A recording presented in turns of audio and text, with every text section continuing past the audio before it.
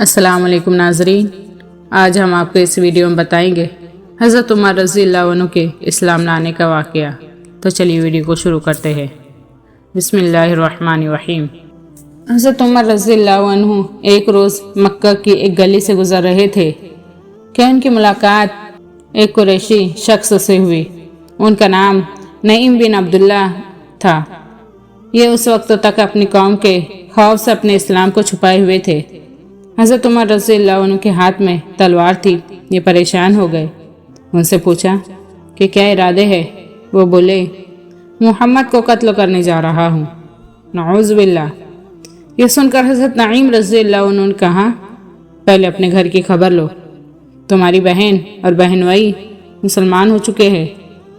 یہ سن کر حضرت عمر رضی اللہ عنہ جلال میں آ گئے۔ بہن کے گھر کا رخ کیا۔ حضرت عمر کی بہن کا نام فاطمہ تھا۔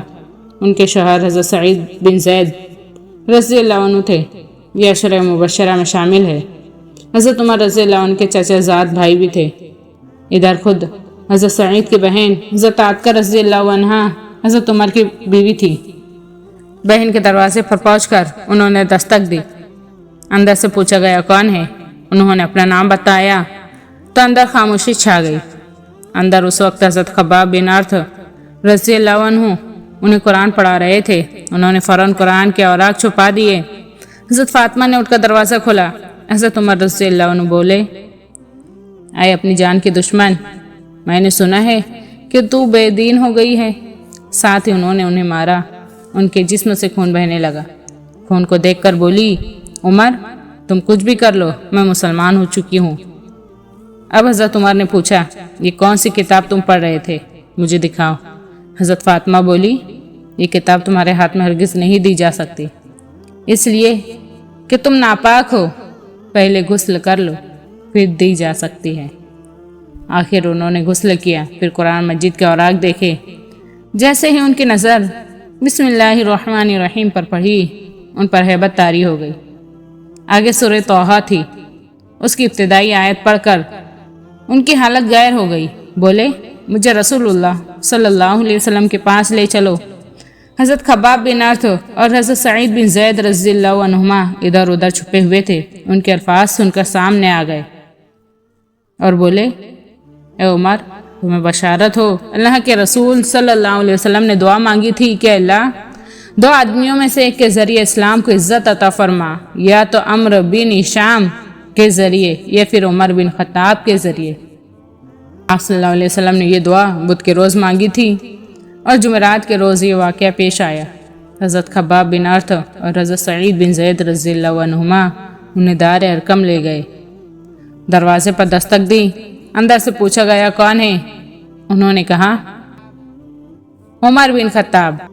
یہ بات حضور صلی اللہ علیہ وسلم کو بتائی گئی کہ دروازے پر عمر بن خطاب ہے۔ آپ نے ارشاد فرمایا، دروازہ کھول دو، اگر اللہ تعالیٰ نے اس کے ساتھ خیر کا ارادہ فرمایا ہے تو ہدایت پا لے گا۔ دروازہ کھولا گیا۔ حضرت حمزہ رضی اللہ عنہ نے انہیں اندر آنے کی اجازت دی۔ پھر دو صحابی نے اپنے دائیں بائیں سے پکڑ کر آپ کی خدمت میں پہنچایا۔ آپ نے فرمایا، انہیں چھوڑ دو۔ انہوں نے حضرت عمر کو چھوڑ دیا۔ وہ نبی کریم صلی اللہ علیہ وسلم کے سامنے بیٹھ گئے۔ آپ نے ان کے کرتے کا دامن پکڑ کر انہیں اپنی طرف کھینچا اور فرمایا، اے ابن خطاب، اللہ کے لیے ہدایت کا راستہ اختیار کرو۔ انہوں نے فوراً کہا، میں گواہی دیتا ہوں کہ اللہ کے سوا کوئی معبود نہیں اور آپ اللہ کے رسول ہیں۔ ان کے یہ الفاظ سنتے ہی نبی اکرم صلی اللہ علیہ وسلم اور مسلمانوں نے خوشی سے بے تاب ہو کر اس قدر زور سے تکبیر کہی کہ مکہ کے گوشے گوشے تک یہ آواز پہنچ گئی۔ آپ نے 3 بار ان کے سینے پر ہاتھ مار کر فرمایا، اے اللہ، عمر کے دل میں جو میل ہے اس کو نکال دے اور اس کی جگہ ایمان بھر دے۔ اس کے بعد حضرت عمر قریش کے پاس پہنچے۔ انہیں بتایا کہ وہ اسلام لے آئے ہیں۔ قریش ان کے ارد گرد جمع ہو گئے اور کہنے لگے، لو، عمر بھی بے دین ہو گیا ہے۔ عتبہ بن ربیعہ ان پر جھپٹا، لیکن آپ نے اسے اٹھا کر زمین پر پٹک دیا۔ پھر کسی کو ان کی طرف بڑھنے کی جرأت نہ ہوئی۔ اس کے بعد آپ نے اعلان فرمایا، اللہ کی قسم، آج کے بعد مسلمان اللہ تعالیٰ کی عبادت چھپ کر نہیں کریں گے۔